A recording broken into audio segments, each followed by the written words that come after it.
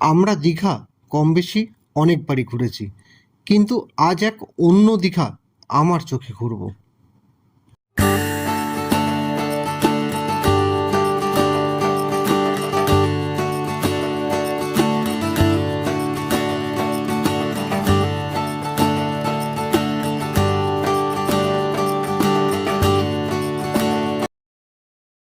দীঘা যাব, স্নান করব না, এটা কি করে হয়? কিন্তু না, বাস্তবে আমাদের সঙ্গে ঠিক এটাই হয়েছিল। ঘড়িতে তখন সকাল 7টা। অর্পিতা আর আমি দুজনে গামছা কাঁধে গুটি গুটি পায়ে হোটেল থেকে বেরিয়ে পড়লাম নিউ দীঘার সি বিচের উদ্দেশ্যে। কিন্তু গিয়ে দেখলাম জল প্রচণ্ড ঠান্ডা, আর তার সঙ্গে হাওয়াও দিচ্ছিল সেদিন প্রচণ্ড। অবশেষে স্নান করার প্রোগ্রামটা পোস্টপন করতেই হলো। আর আমাদের হোটেল ছাড়ার সময় ছিল সকাল 9টা। ব্যর্থমনস্ক হয়ে খানিকক্ষণ ঘোরাঘুরি করে আমরা আমাদের হোটেল কোরালের পথ ধরলাম। কোরাল সম্পর্কিত বিস্তারিত ভিডিও আমাদের প্রথম পর্বে আছে, আপনারা চাইলে দেখে নিতে পারেন। আমি ডেসক্রিপশন বক্সে এবং আই বাটনে দুটোতেই লিঙ্ক দিয়ে দেবো। আর সময় নষ্ট করে কোনো লাভ নেই, তাই আপনাদের সঙ্গে একেবারে দেখা হবে দীঘার সাইট সিনে বেরিয়ে। ওল্ড দীঘা পৌঁছে গাড়ি পার্কিং করে আমরা এগিয়ে চললাম গুটি গুটি পায়ে সি বিচের দিকে।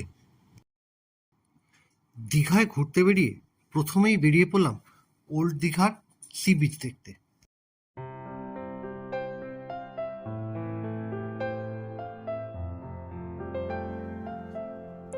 ওল্ড দীঘার সি বিচে পৌঁছে সমুদ্রের ধারে খানিকক্ষণ চুপচাপ বসে থাকলাম।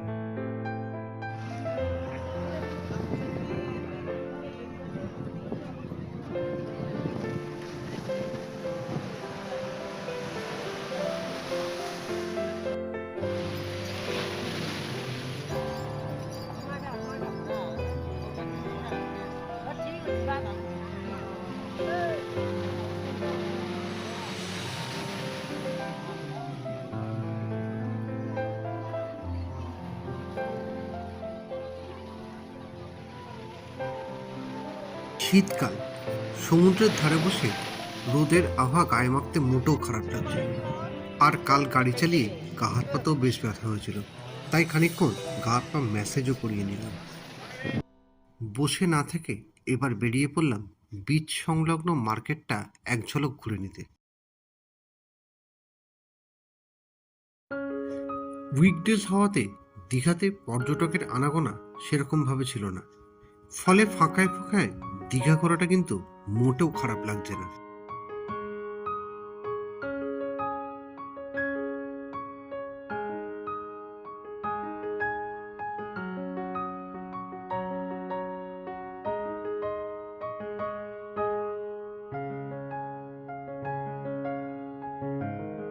বাঙালি কথাটার সঙ্গে মাছ ভাত যেন সমার্থক। আর দীঘা যাব, মাছ বাজারে যাব না, এটা করলে তো দর্শকদের সঙ্গে এবং নিজের সঙ্গে চরম অন্যায় করা হবে। তাই সেই অন্যায় অভিযোগের সুযোগ না দিতেই আমাদের পরবর্তী গন্তব্য ছিল দীঘার বিখ্যাত মাছ বাজার।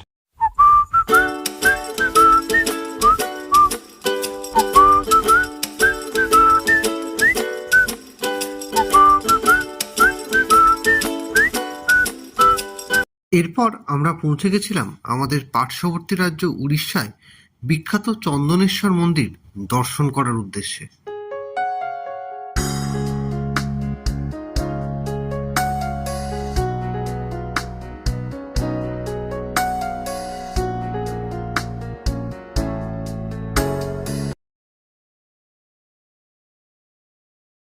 মন্দিরে পৌঁছেই আমরা মহাদেবের দর্শন করার জন্য লাইনে দাঁড়ালাম। আমরা তো দর্শন করবই, চলুন আপনারাও আমাদের সঙ্গে দর্শন করুন।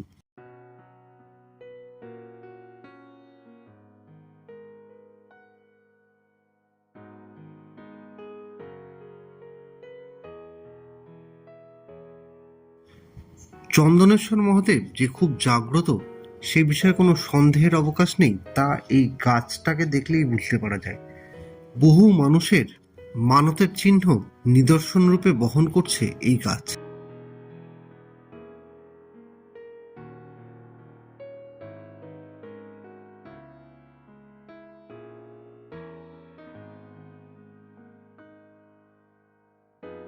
আমাদের পরবর্তী গন্তব্য ছিল উড়িষ্যার বিখ্যাত তালসারি বীচ।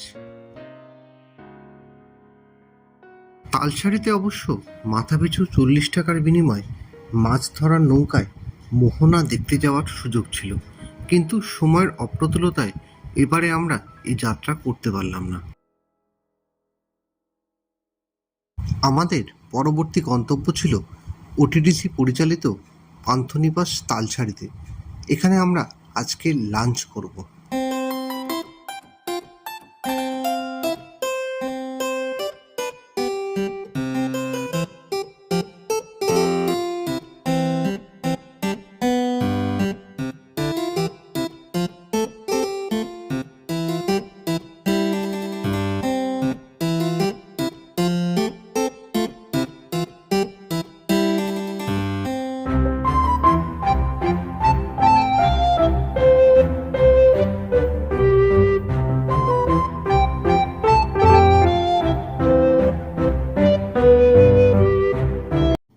পান্থনিবাসে লাঞ্চে কি কি অর্ডার দিলাম সেটা এক ঝলকে দেখে নিই।